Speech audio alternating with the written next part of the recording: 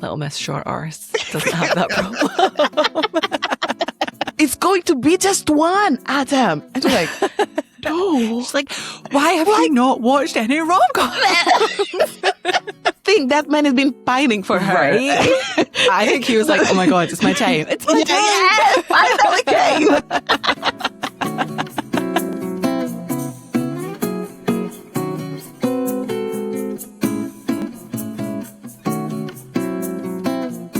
And welcome back to Yap Island. I'm Amanda. I'm Antonia. And we are two friends obsessed with all things romance and romantasy and love nothing more than yapping about the big feelings that they give us. This week we are gushing over The Love Hypothesis by Ali Hazelwood while we await the highly anticipated movie coming out later in the year. We'll be covering the book in 2 parts and spoiling all the way to the end each time. So if you haven't finished, this is your chance to hit pause and come back when you have. We will also swear throughout, so keep that in mind if you're listening out loud. Lastly, we would love if you could do all the things. So leaving a review wherever you listen, hitting subscribe and following along on all the socials. We are at Yap Island Pod on Insta, TikTok and Threads. And Insta and TikTok is where we post the schedules so you can see what's coming up later on in the year. Okay, should we get going? Let's do it. Okay, before we get started, Antonia, I am really curious because this is your first ever Ali Hazelwood book. Yes, I loved it. Honestly. Yay! You know what? It brought something that I had been longing for quite a long time. Not like just like a cute romance. There were some stakes, but there's nothing like there were deep parts, don't get me wrong. Yeah. But it's not hard to read. It's honestly it's really easy. It made me feel a bit obsessed, like with knowing what is going to happen next. And you know what? It's just like I grew up reading Nora Roberts and I just feel like that's the kind of romance that I was longing. And Ali Hazelwood, like of course it's different, but I did feel like, oh, you brought a little bit back of that, just romance, just silly things and people making silly mistakes.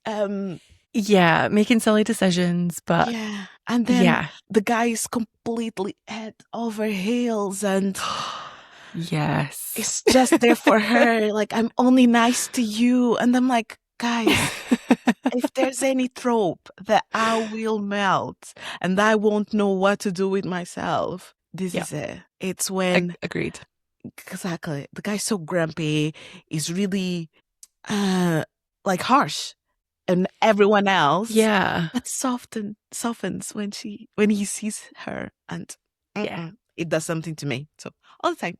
And he also I feel like if this was a romantasy, I mean, he kind of does that at the end. I feel like if this was a romantasy, he would be very much like touch her and die. It's my Satan, right? I will bring him 100%. So yeah, I'm so glad. I always get really nervous when it's my recommendation. I loved it. Honestly, okay, I'm terrible. So a bit of backstories. I'm just terrible at reading things on time, but I was fully obsessed. I really loved the book. I'm so glad.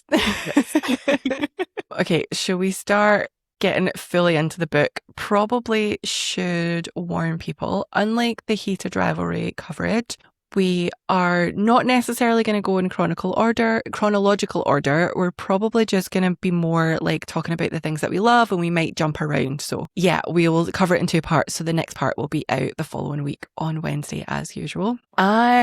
One of the first things that I wanted to bring up is the prologue, because is this the perfect meet cute? It is. Don't get me wrong. I'm sorry. I can't see him, but of course he's there for her. Right?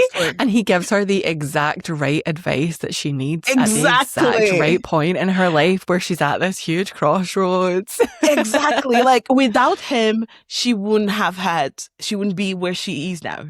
Basically. Yeah, 100%. Like, I genuinely am not sure. I mean, obviously, like, she's her own woman and she made her own choices. Yeah. But sometimes you are on the fence over things and you just need somebody to, like, tip you one way or the other. And I think he did that for her. And he always gives the best like not recommendation, but the best advices, and it's all she needed. But then I do have to say, I'm sorry. God, hit me. Those contact lenses were expired. She's a scientist. She's a scientist. No. Right. If there's something I don't play with, are my eyes. I don't play with anything about my body. Yeah. I do eat chocolates a lot, but just mean I won't play with my eyes. Look, okay, I would like to remind everybody that by the time we get to like the whole story, I think she's 26. So if this was at the start of her PhD, like I don't know how long those last, but say she's like 24, 25, right? Are you genuinely telling me that you didn't make silly decisions when you were getting married? No. We're not talking about that. Wait, no. Don't get me wrong. Okay. It's different. It's not a silly decision. No, but it is, because I don't think you... right, okay. Confession, I have definitely done this with expired contact lenses. That's what I wanted to bring. Because they're really expensive, Antonia. They are. I did bought them once. For when I got married, I didn't want to wear my glasses, so I did get lenses, and they aren't cheap. No. True. And okay, so I wore lenses, I'm not even joking, like every day until I was, I don't know, maybe 26, 27. Like I wouldn't go out in my glasses, not to work, not to college. Like I would just wear them all the time. And then sometimes, like if I wasn't leaving the house, I would wear my glasses. So you would kind of like get them delivered monthly, but you wouldn't use every day of the month. And then you would build up a backlog, and sometimes they would expire, but they never felt weird. Okay, this is the one thing that I take umbrage with, is because I wouldn't have continued to wear them if my eyes had gotten like irritated. Yeah, so I want to make it clear that my eyes were fine, I was fine, and I would never do it now. Mainly because I don't really wear contacts anymore. I can't even remember the last time I bought them. But so to be fair, I'm not a normal contact lenses wearer, and I do think it's more often than not that some people do use. I also just think expiration dates are like, I mean, do not take advice from this, don't sue us. But I just think they're more like a guidance than a designated. Yes, definitely. You know? Definitely. Like I'm not binning stuff from my fridge because it's out of date. I'm just giving it a sniff and seeing if it smells all right. Yeah, I think I kind of like like my maximum is 2 weeks ago, and if it's been 2 weeks. Oh, yeah. Day. I mean, it depends what it is, I guess. But yeah, no, I was like, girl, you can be. The thing is, she was saying, oh yeah, it's irritating, but it's just like 2 seconds or something, and it's going to be gone. That's the norm. That's the norm for her. So I think this is kind of like a really good way as well to introduce her as a character, because she's a bit of chaos. And I love it. Yeah, the person who's wearing expired contact lenses absolutely would kiss a stranger for some cockamamie reason, not at all to do with the stranger. Like those two people, 100%. So yeah, I think you're right. It's such a good. I also just love the whole he's been pining for her this whole time, because obviously we know that it's these two, right? And she doesn't. And there's so many like little hints and clues that he knew exactly who she was before she kissed him, that he knows things about her, that he's like been aware of her. That's my favorite. Like Great Gatsby pining for years and years. I melt. And I love this whole we get to know about it and she doesn't thing. Yes. Oh, so I was like, girl, the way he's touching you, the way he's holding you. Yeah. Okay, I'll give you the first kiss, the second kiss, maybe you don't know. But actually, by the second kiss, she had already sat on his lap, and he had like, like... Yeah, she was like falling asleep and like nuzzling into him further. Yes. And he was like pulling her closer, and girl, come on. Also, even just the fact, right? So, oh God, we're terrible at this. We should probably do like a quick recap of the story. Yeah. So, Olive is a PhD student. She bumps into Adam, but she doesn't know it's him because her eyes are blurry because of her contact lenses. Then later down the line, she's on her PhD. She's trying to set her friend up with her former few dates man. And to make them feel comfortable about not breaking girl code, she kisses Adam to make her friend think that they are together, and she's fine to move on with this previous paramour of Olive's. Fake dating trope ensues. Everyone falls in love, and we all cheer and rejoice. Exactly. But yes, that first kiss. I'm sorry. Right. By the end of it, he shouts her name. I'm like, girl, how does he know your name? And she even thinks like, oh, I didn't think he would know my name. Yeah. Babe. That was the first hint. Right? First hint. Like, okay, and even the banter. Even the banter. Like, I'm going to pull out the... line. Yeah. Yeah. I'm gonna report you for sexual misconduct or sexual harassment. Yeah. Yeah. But then it was not on like, get out of here. Get out, like, stop touching me. This is really not like something you should be doing. No, he was like, it was really banter. And I'm sorry, I just have to say, Olive, you just kissed someone out of nowhere. I think it was a kiss of opportunity, wasn't it? So it was literally, she was supposed to be on a date. So she told her friend that she's trying to hook up with Jeremy. I mean, who's dating anyone called Jeremy? Anne. Is that how you say her name? I think so, but... I think so. That's how the audiobook narrator... Okay, cool. Because I wasn't sure. But yeah, so Anne can see them, but she thought Olive was on a date. So instead of just coming clean, Olive just kisses Adam. She does say that she asked for permission and he said yes. And he said that he grunted. I think he did say yes. He did. I think he... Do you think that man has been pining for her? Right? I think he was like, oh my God, it's my time. It's my time. Yes, finally came. Yes. Right?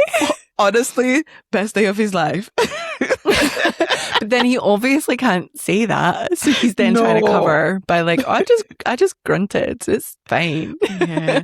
And the way she just blurts out everything as well. Oh, this is because of my friend. I really love her, but we don't want to break girl code. And I'm a girl. Redeemed. I know. Like, take a beat. He doesn't actually need to know your mother's maiden name. I love that. You know what? I really love that. Oh my God. Yeah, I like the way she writes, to be honest. And her inner monologues are great. Explain. Like, she just says some stuff. Like, she overthinks in a way that is so funny. And so many of them is people end up dying. And then I die. And then if my friend finds out and then this happened and then I'm all alone. Oh. And like, I know that this comes from trauma, but it's just like her levels always go there. It's literally everyone's going to leave me. Yeah. Yeah. And because everybody finds out at the end, right? And everyone's totally fine with it because they're your good friends and you weren't trying to be an arsehole. You were trying to misguidedly do something nice. Yeah. And she also has other inner monologues that are quite funny. But yeah, I liked Ollie. I think Olive. She's Olive. Oh yeah, Olive. Well, hey, they call her Olive. I think she's a bit of a chaos, but she's such a good friend. She's just really thoughtful and kind and wants everyone to be happy except her. And can't see what's in front of her because she just thinks that she's not worth of love because everyone is just gonna leave her. And it's quite sad. But there's no way to not love her, right? Oh, she's so adorable because that's the thing is you can understand Anne's like reluctance to date Jeremy because if any of my friends had dated someone, I wouldn't be comfortable going out with them because you don't. No. But the way that the extreme lengths that Olive is going to get them together, because I feel like realistically, she could have just came clean, right? When Anne saw her at the biology lab, And she could have just came clean and then just explaining that that's how far she was willing to go to get them together probably would have been sufficient. But no, I think so. She kisses a stranger. And she continues in the lie. Yes. And oh my God, right. Okay. Like I love Anne and Malcolm. Yeah. They're great friends, but Jesus Christ, Anne is also a chaos demon. That sit in his lap, give him a kiss because he pushed the car, rub sun cream all over his body in front of everyone. In front of everyone. The lap thing, I was like, no. You need to be banned. Raggedy bitch. You are a raggedy bitch, Miss Anne. She is a raggedy bitch. Honestly, I was genuinely like struck because I'm sorry, especially in a work environment, because I know it's a university. So I don't know if like different rules apply, but can you imagine ever being in a work environment and your boyfriend or your husband is there too? And you're like, oh, let me just perch on his lap. No. Oh my God, no, you would never. No. Definitely not. I'm sorry. I don't care how busy it is. I would rather have my foot stood on than sit on his lap. Exactly. I was gagged when Han said that. No, it's crazy. No, don't get. There were so many cringe scenes. I'm not gonna lie. There are, but I feel like I think one of the reasons that I love Ali Hazelwood books is because we know it's cringe, she knows it's cringe, we're all in on this together and we all don't care. Does that make sense? Like, it's not trying to be anything else. Yeah. It's hitting us. I mean, we've got the fake dating trope, we've got grumpy sunshine, we almost have one bed at the inn. We have, right? I'm sorry, I just love how she's like, it's going to be just one, Adam. And we're like, no. She's like, why have you not watched any rom-coms? I was like, you know what? I understand your logic. I love it. Yeah. And I very much appreciated actually that there was 2 beds, but they chose to only use one. Like the choice of it was actually hit harder for me. Exactly. Yeah. 10 out of 10. No. But yeah, sorry, you were saying the tropes. Oh, yeah. And then we've got like the cartoon villain and Tom who like you can kind of see it coming, and then we get the punch out of the villain at the end by our male main character. Like we're just hitting all the beats that we are expected to hit, and I love it. Like I love him. I do think it definitely has every single thing we love in a rom-coms. That's why we read them, right? Yes, of course. No, I love the book. I love our male main character, because I'm sorry, but Adam might be, he's up there in top book boyfriends. Yeah. And okay, we talked about that. So when we did Get a Life, Chloe Brown, we were talking about what makes the male character there so attractive, and we were like, it's because he's so competent. Like he's just good at everything that needs doing, and he just gets it done, and he doesn't make a big song and dance about it. And I feel like that's the same thing with Adam. You know, he's the best in his field. He's so like everything just oozes. I've got this guy. Yes. It also doesn't hurt that he is tall, and I know he's tall, and like all we the love facts. a short king, but I love a tall king, honestly. Yeah. Honestly, Ali Hazelwood was like, what else can I add here to make this Yeah, tall, and I don't know why. What is it about wavy hair? The minute someone is described as having wavy hair, I'm like, okay, take my money, I'm all in. And then like her touching his hair. Oh my God, the back of his neck. Oh, I die. And when because she's 5'8", and as a 5'9" lady, that does get really depressed. Like it does get quite depressing when all your boyfriends are like a similar height as you. I've only had one that was actually significantly taller. But when she talks about like she's 5'8", but she's still getting a crick in her neck when she kisses him because she has to lean her neck back so far. Oh, I love it. I love it. I think he's really cute. I never felt that, but I think he's really cute. Yeah, Little Miss Short Arse doesn't have that problem. Do you know what though? At least I can reach the things on the top shelf. So swings and roundabouts. Fair enough. I was. It's the thing. Like every single time he talked, and he said things like, "Breathe, Olive." I was melting inside, Amanda. Yes. I was making faces. I was like giggling. He's so calm. Yeah, and he's like. It feels like nothing fazed him, like nothing in the whole book. Well, yeah, except the last part, but right before like he punches out Tom. Obviously that does faze him, as it should, because it is horrific what he says to her. Yeah. But yeah, it just feels like the whole time he just has the exact right response that you would want someone to have if you were freaking out, you know? Yes, every single time. Yeah, it gives what it needed. I was in awe. In awe. And like I love their when they start going for their little morning coffees.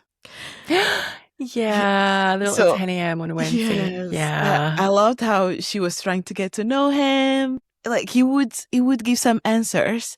I'm like, what is your favorite color? And he goes with black. I think. He does. There's a note in my Kindle where I literally am like, he's so boring and I still love him. Exactly. He's the perfect type of boring. Yeah. And then she's like, what do you do for fun? And he's like, oh, well, I work, I go to the gym and I go to bed. And like, he's so dull, but I don't care. Yeah. One thing surprised me. I'm going to go back to the datings, but I just have to bring this. One thing that surprised me about her is that she actually runs. I don't know. For some reason, I don't expect that from Chaos. From Chaos Demons. Yeah. That although, so like Olive is definitely, not to diagnose her, but Olive is definitely giving me slight ADHD energy. Definitely, yeah. With the like all or nothing, the like going hard at things, the thinking that you can turn things around in 2 weeks and then pulling it off, and the overthinking. Yeah. And running is like apparently one way to like manage symptoms without medication. Like sometimes people will like do like a morning run. So I don't know if that does actually tie in with her character because it's supposed to like help you like kind of regulate in the morning. That might be it then. Because, I just feel like... Yeah, I did enjoy, though, that we find out that she's a runner, but we don't ever really have to see her on a run. Like, we don't have to spend any of the time in the book because I am not a runner. No, unless they were, like, on a date, and that would be... I think I would be happy to see them both running. But other than that, thank you. Yeah. No. Yeah, hard pass for us. But I also, because obviously Adam is really boring, right? But when like he asks her about her interests, she says, I like working out, which is the exact same thing he said, and she judged it.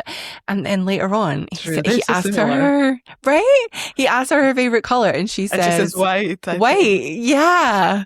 And he's boring, but also so is she.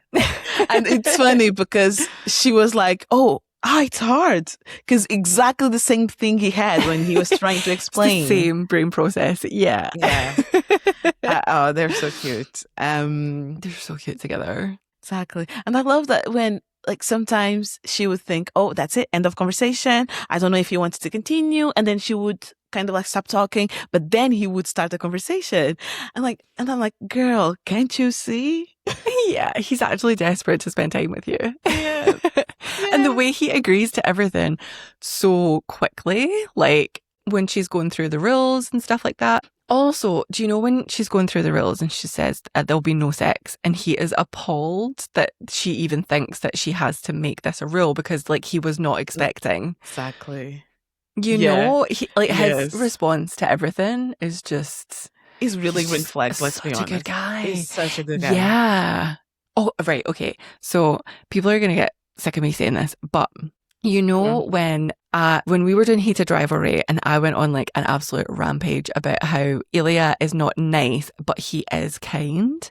Mm-hmm. I think the same applies to Adam. Like Adam is not hiding behind like niceties and polite chat and sugarcoating things, but all of the things. So every reason why people hate him at the start of the book. So you know how we find out that he's like the one that's most likely to make the grad students cry.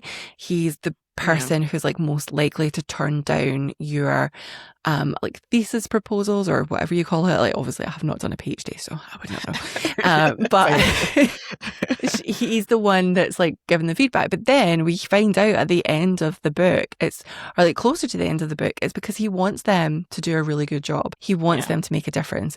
He wants their science to matter. And so by saying the thing that might be awkward up front, he's actually doing them a kindness. Yeah. Because he's pushing them on to be better in their field.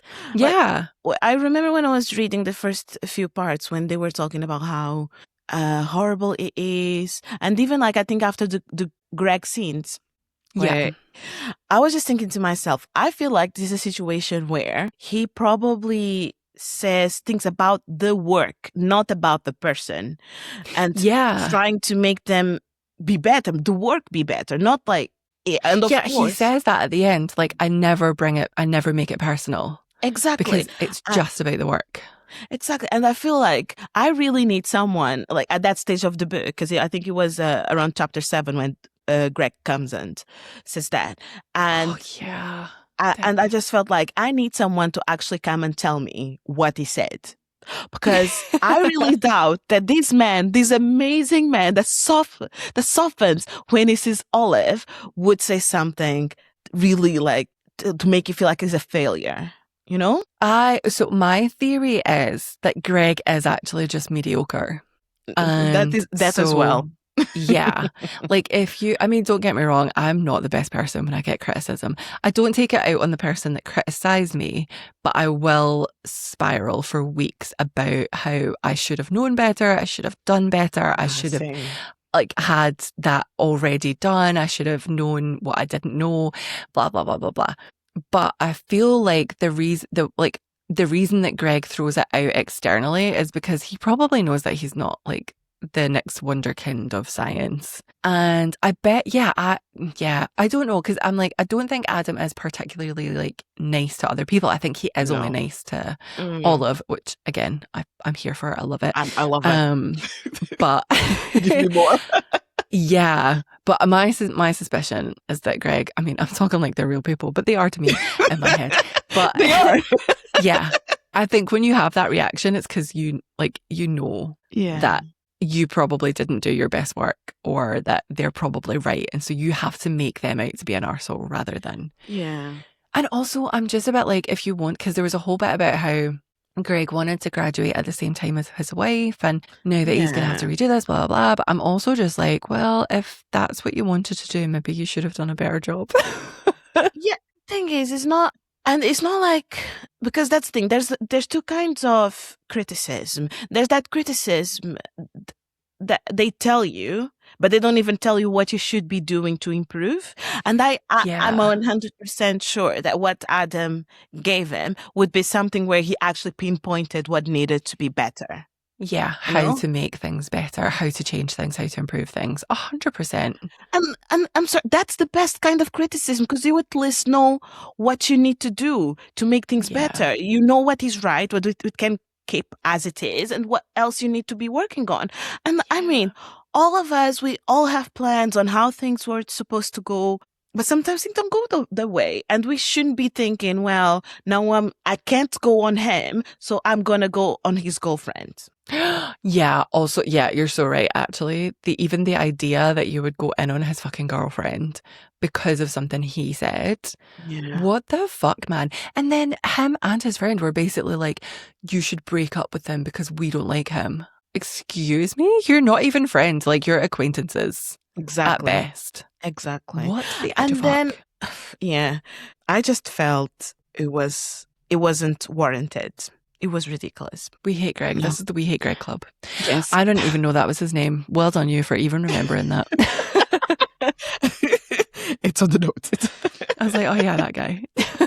And actually, okay, I think Adam's behaviour is the reason that the problematic things in this book actually aren't problematic. Like, so, okay, hear me out. Unfortunately, I think sometimes I do like the problematic stuff, even though I shouldn't.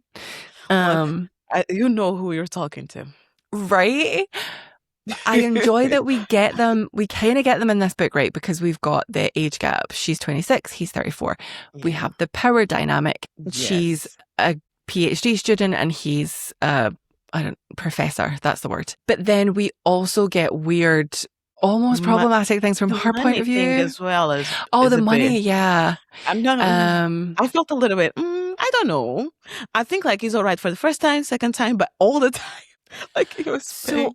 But I think because it was just coffee, I'm like, I'm fine with it because when he just explains it so simply of, I know what you make because I've been in your position and I can afford to pay for the coffees. I don't want you being out of pocket. I actually was like, okay, it's just coffee. So if it was, coffee and cookies and chocolate. If he was booking like holidays or buying her expensive clothes or he was making, because that's the thing that after he says he'll pay for the coffee, like it never comes up again. Like the money thing never comes up again until I think the end of the book. Malcolm makes a joke that they leave before Holden and Adam, but Holden and Adam are going to land like 5 minutes after they do because they have the money to buy direct flights, and Olive and Malcolm have to buy. So he says like, eat the rich. 100% agree, Malcolm. So he says like, eat the rich, and then I think that's the only other kind of time that the money thing comes into it. So that bit for me didn't. I usually don't like. I guess as well, like he's still a professor, so he's not like a millionaire, you know. No, he's not. Although he's not a millionaire, but I think he has a really good amount of money because it seems like he's always getting like that. People have been investing millions in his research. I think she says something like that. No? Oh yeah, but he doesn't get all of that. Yeah, it doesn't get all of that. No. I think it's to fund no. Yeah. No, I think he's like really comfortable. Mm-hmm. And especially compared to her. But I don't think anybody in academia is a millionaire. No.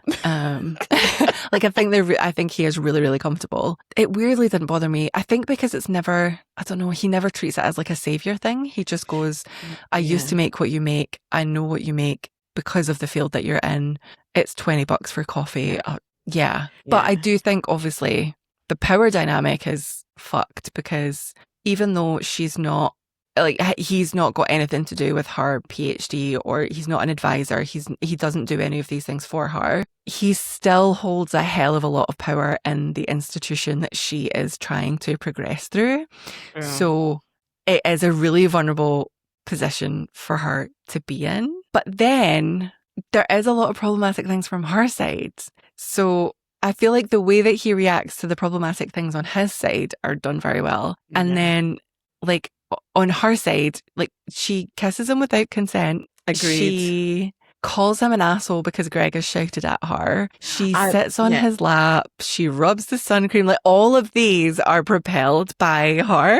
Yes. So and I think as well, right, okay, here's my other thing in defense of the problematicness not being problematic, which I never do. I'm usually saying this is super problematic. But hear me out. The fact that he's been pining for her for like years at this point, and he never has he's never hit on her before now. She didn't even know him outside of his capacity as Dr. Carlson. Yeah. She didn't even know anything about him. He respected the distance because she was a student and he was a professor the whole time that he was in love with her. And then it's only because she causes a situation for them to then be put together. Into And realistically, he is just trying to help her out. Like all of his things is to like help her in this crazy situation that she's put herself in. And then later, when it turns into something physical, she is the one that instigates it, and she's the one. Yeah, and he repeatedly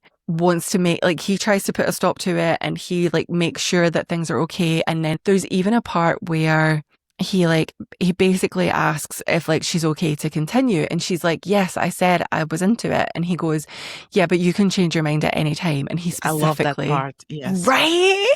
Consent is it's so perfect. sexy. It's so sexy. And that, like, every single thing that happened in the book for them to be together was propelled well by Anne, but by her. Oh yeah, and the chaos demon. Yeah.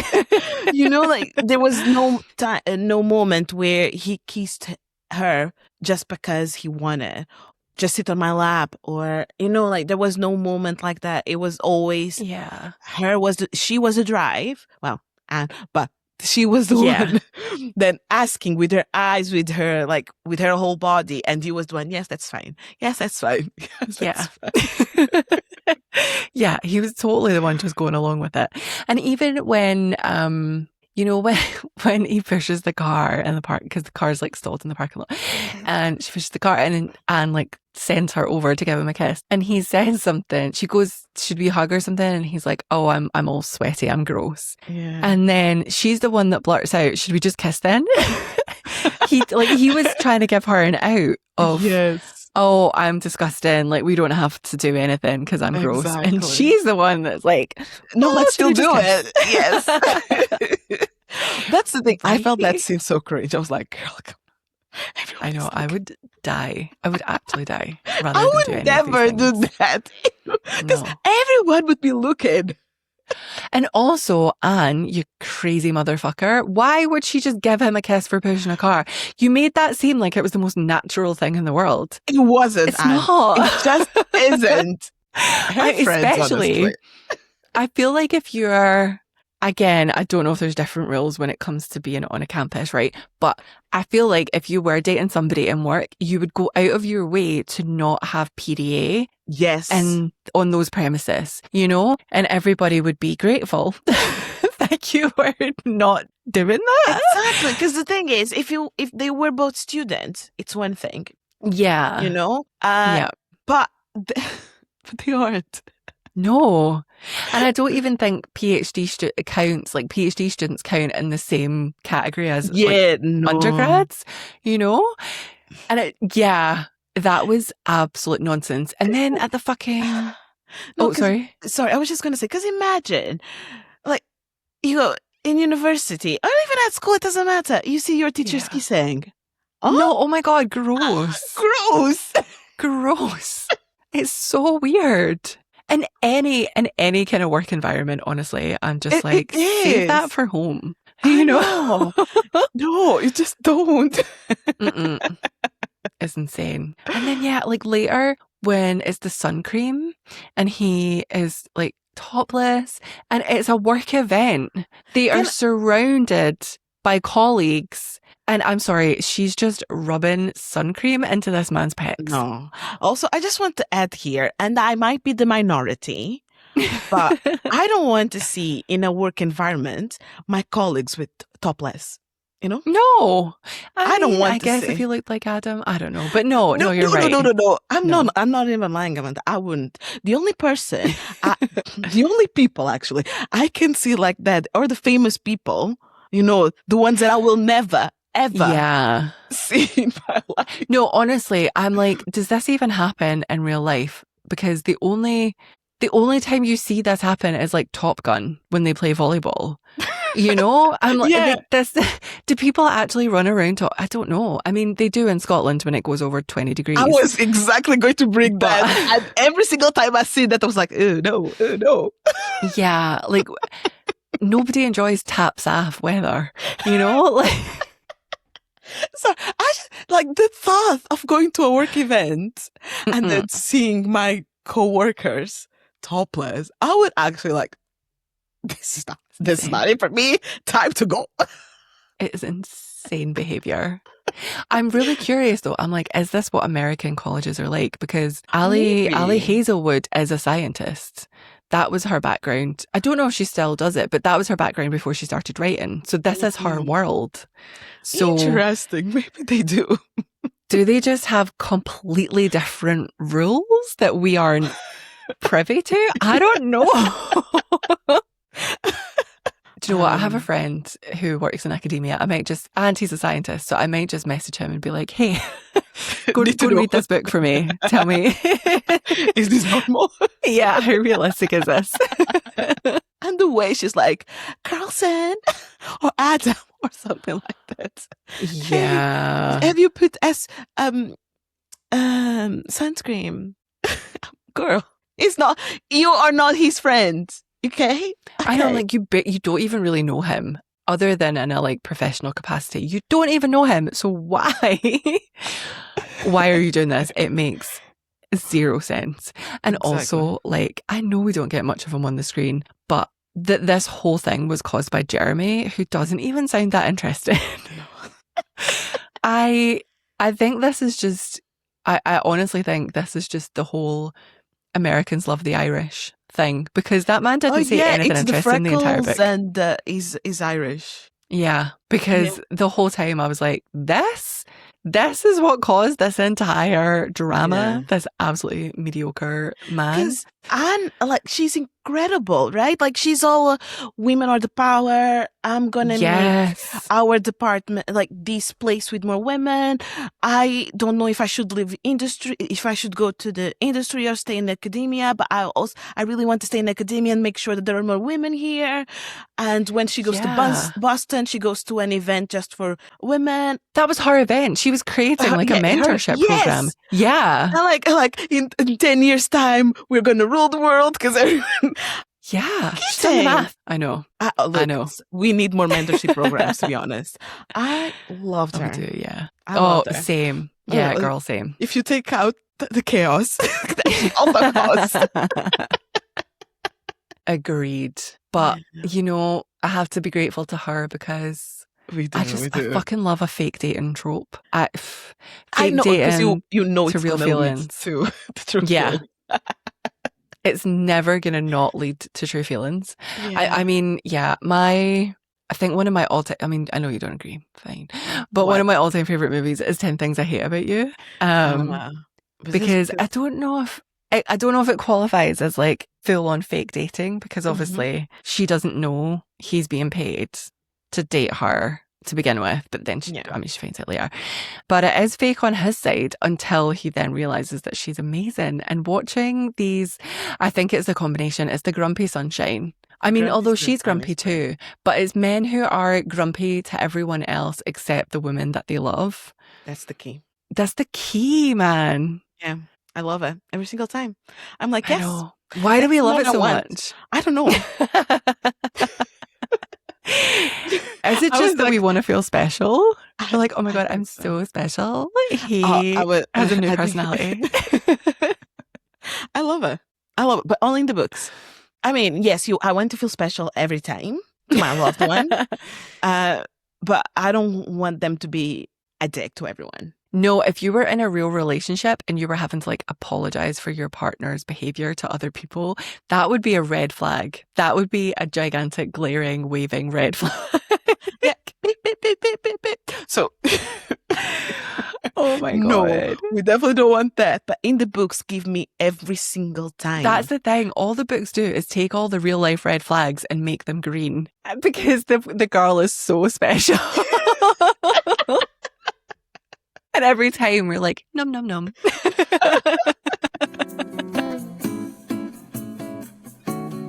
Can we just bring back that those Greg scenes, but just at the end when she says, fuck you to him? Because she says, fuck you. I think she says fuck you or fuck it. No, I think she says fuck you to Carlson. Oh, no, she texts fuck you to Carlson. Yes. Telling him that he's intimidating and aggressive or something. And I'm like, I don't think she was even in the right place to go to him independently of what happened, you know? Like, yeah. I don't think it was right that she took it. Mm-mm. Definitely not. But I don't think her fight. Yeah. I don't think it was fair at all what she said to him at that time. Like, you can have that conversation with him, like tell him and go around it in a different way. No, go like, well, now this person went to me because you did that and that, you know? Like, I think she should have gone by, hey, so you have this reputation but you treat me so well. So what is it? You know? If she wanted to have that kind of conversation. Yeah, I guess I'm more on the side of like, did you even have to have that conversation? I don't think she should.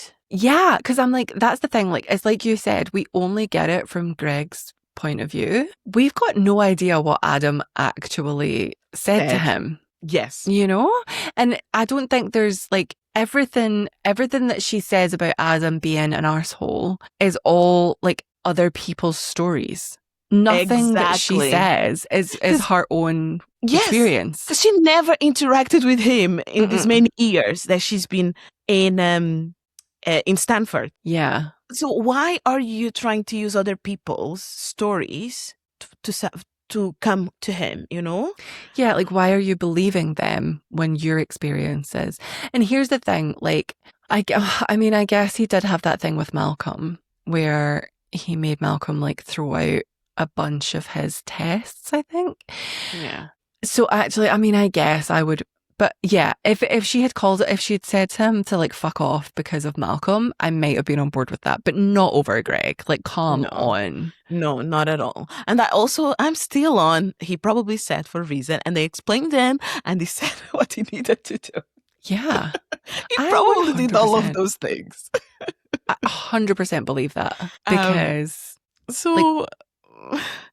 yeah, it is. Could his delivery be improved? Yes. Pays our grumpy sunshine. So let's. Yeah, I do it. Like, yeah. Honestly, part of me is just a bit like, if he's not being unkind, if he's genuinely just trying to make their things better, why does he need to deliver it any nicer? You know, because that's the dynamic. He's the professor and they are the student, and he has to pass or fail them. Yeah. I don't know. And the fact he fights for them, you know, because some teachers wouldn't. Some would be like, well. Yeah. Like here, right. Okay. Right. Here we go. I have just formulated this in my head right now. So we're just going to have to go on this ride together. Okay. Yeah. Olive's PhD advisor. Oh my goodness, I've forgotten their surname, but they're Ashgul Aslan. Yes, Dr. Aslan. Yes. They seem lovely. Olive seems to have a great relationship with her, but at no point did she say to Olive, you know how I'm the reason that you're having to find other universities? Let me send the emails. So that's what you get when you have somebody being nice to you. But actually it was useless, because if Dr. Aslan had done the emailing in the first place, Olive wouldn't have been stuck with just Tom. Like, Olive wouldn't have had this one chance with Tom. She would have had all of the other like offers from, because that's the thing, we know she's amazing because she got invited to do that speech at the talk at the conference when everybody else got a poster. So we know that her work was good enough, and the issue was the advisor not doing their part. And especially when that was caused by the advisor's lack of funding because they're retiring. Yeah. You know, that's what you get when you get nice. Do you know what you get when you get kind? You get Adam Carlson, who Olive even says at the end, she says, like, she acknowledges that most of his students go on to really good placements. They get published. They have really good offers come in. If I'm at uni, I'm going to want an Adam. I'm not going to want a Dr. Aslan. Exactly. True. I think that's actually true, because I was thinking exactly the same thing, because when she gets that feedback from Adam, and then at the end of the book she decides to go to Dr. Aslan and ask her to send emails, like, she's happy to do it, and then she gets at least 3 people wanting her, and I feel like, why did this raggedy bitch decide for herself? You know, because I'm like, she knows Olive. She knows the work that Olive has been doing. She knows how good it can be. And I'm like, wouldn't you be linked to that kind of paper, to that kind of work? Even if you are retiring, wouldn't you like try to do the best for your students? Exactly. I kind of struggled with that, because it seemed like they were together for quite a long time. She was not even fighting for her. She was not even trying to. Yeah, you do get that though, don't you? Because you do get like some teachers who are nice, but they're not invested in it. And it's not that they're not invested in you, but they're not going to be the one pushing. And I think that's the thing, right? Because the minute Olive asked her, she was like, immediately, yeah, of course I'll email them. Yeah. And then she does it almost immediately. Yeah. I wonder as well, though, they do say that her husband was sick. So maybe had been sick and that's why she was not retiring. Maybe, yeah. So maybe that's the thing. Like she's just not thinking. She's just got too much going on outside of work that she can't focus. And Olive's the type of personality that actually ends up going under the radar, right? Because people who are competent that don't need your help, you're less likely to worry about them. Yes. But for this wasn't a science thing. This is how the politics of the world works, the science world works. So she did need advising on that. But it's so much easier for Dr. Aslan to have become complacent over Olive because she's so competent in the actual science of it all. Yeah, agreed. Yeah. Such a good point. It's just sad for her then. But we had Adam. We had Adam and he solved it. He did. He came in to the rescue. I also, I think this is the other reason why I like Ali Hazelwood books, because the women are always amazing in and of themselves without the men. Because here's the thing, Adam is the one that then reports things at the end, but Olive is the one that speaks to Dr. Aslan.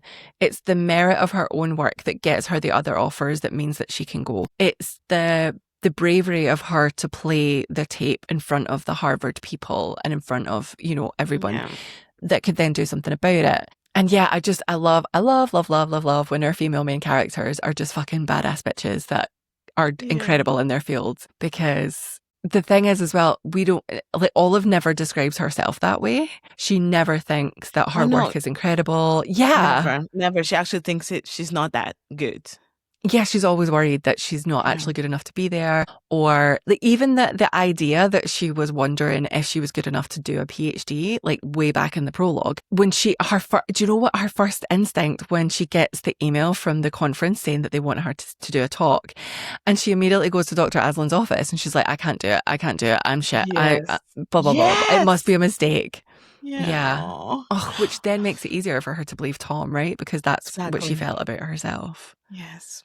But oh my God. Oh, sorry. Go ahead. I'll bring after because it's another scene. So go ahead. Oh, no, I was just going to say even the idea that she got put into foster care after her mother died and then emancipated herself at 16. So she's been fully financially and emotionally supporting herself for 16 and she thinks she can't do a PhD. I'm like, babe, you've done harder things than that. Yeah.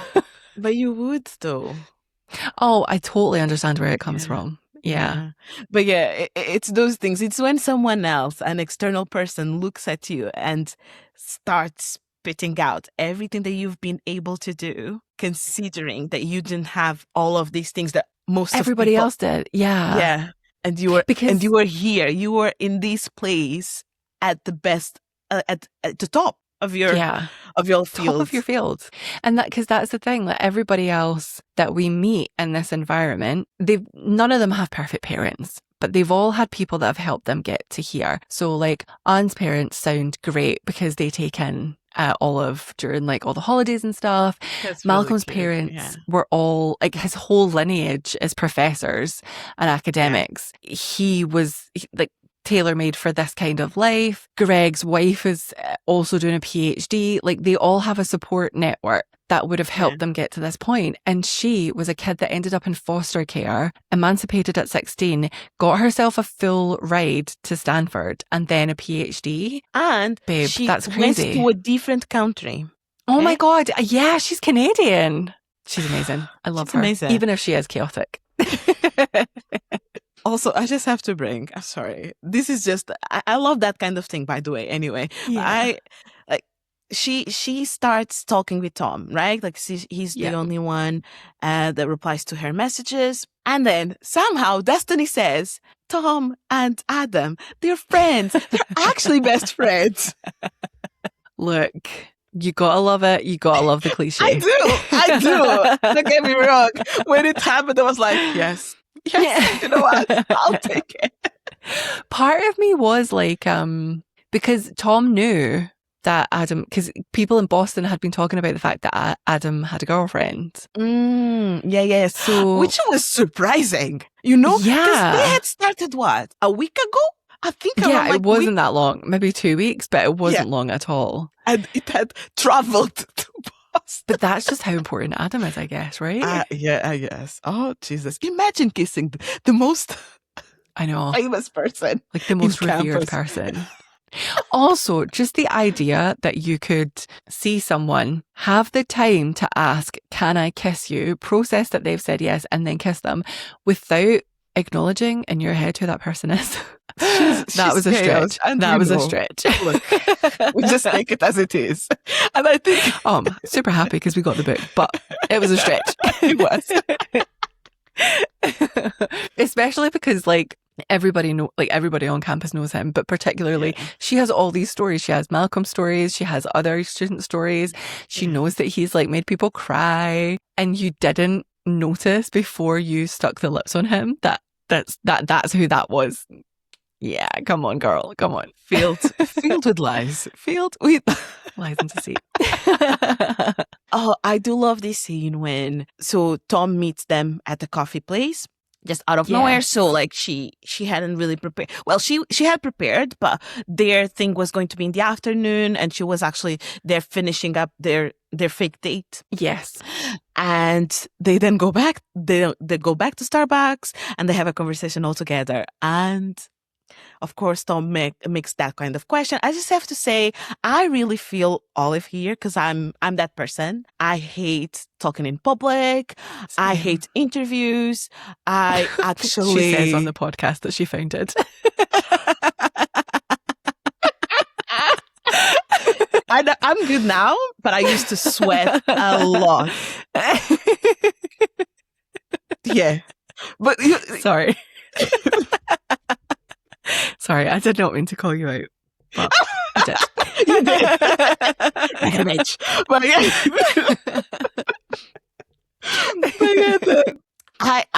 I'm there with Olive. Is there something you do know what you want to say, but then someone makes you a question and you just get really nervous. And he made a question in a way that she hadn't prepared. Oh my God, he literally just says, "Tell me what's cool about your work." Oh, sorry. Excuse me? No, what do you want me to say? No, I don't get it. But then Adam, of course, the best guy ever. He was like calling him out and putting the questions in three, I think in 3 questions, and making sure she understood, and it was in a way that she could say what her work is, what it will bring to the academia. Sorry if I can say this word. No, you're good. Yes, it's just the best. It just knows what she needed. Also, the way he was able to read as well. Yes, he knew she knew her shit, but he also knew that she had been thrown by this fucking stupid question. Exactly. Yeah. I just love those little bits. When he just steps up. It's the casual, cool, competent Adam just steps in and does what's needed. And yeah, you're right. It's also very green flag behavior that he also called out Tom, because what the fuck, man. Although, do you think, I feel like he did that on purpose. I feel like that should have been our first red flag, but because he was so charming, we didn't. Yeah, we didn't. You don't notice that. Actually it is a red flag. I didn't catch him right away. I think there was a point in the book before even Holden said anything. Yes, I think I know. There was a point in the book where I felt like I don't like this much information she's given him. This part when they go when to he asked for the report. Yeah, for the report. Yeah. And then she goes to Adam's house and they're talking and he's asking more information. I feel like, aren't you giving too much of your IP to this guy? Yeah. I actually had written, is this guy trying to take her work? You're so suspicious, Antonia. Always. Ended up being worse. But yeah. Yeah, it ended up being much worse because he did want to do that and worse. But yeah, I feel like I love whenever the authors put red flag people in, but we don't notice it to begin with. Mm. And then once you do know, because obviously this was the second time that I read this book, so I didn't notice it. I honestly didn't even think anything of when she was giving him like all of the, like answering all his questions about her work, I was just like, oh, well, yeah, I guess if she's going to work in his lab, like he would need to know this.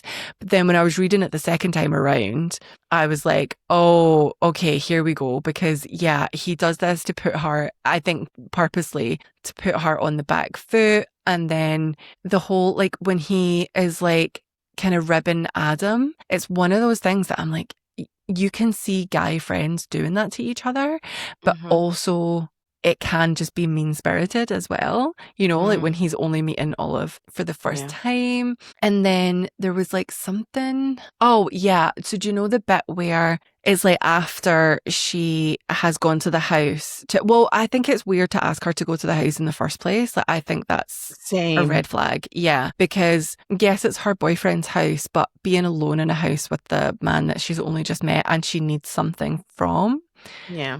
It's giving, I'm going to be comfortable here and you're going to be on the back foot. But then when he does that whole thing of like, she's leaving and she thinks that she's blown it, and because he's not said anything. Yeah. And he waits till she's almost out the door. Yeah. And then he just says, I'll see you next year. I can't wait to see you at Harvard. And it's just, yeah, I feel like all of these things on a second read, I was like, oh, he was doing this the whole time. Because he was described as charming and all of the things could be explained.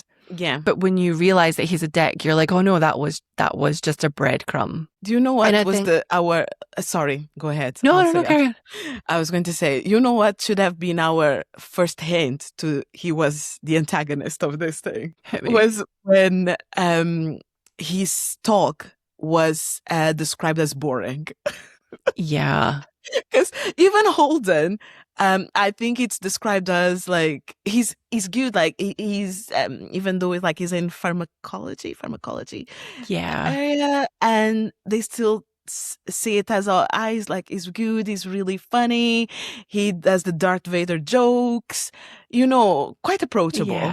But still a teacher. But Tom is just like, oh, he's so boring. Even though when he goes to the conference, it's basically the same thing, but just condensed. And that should have been because she was not giving any kind of highlight. Yeah, nothing. Yeah. They even remember they do say as well that so many people leave that a seat comes open. Yeah, and Olive is like, should I go sit on the chair? But I'm really comfy here.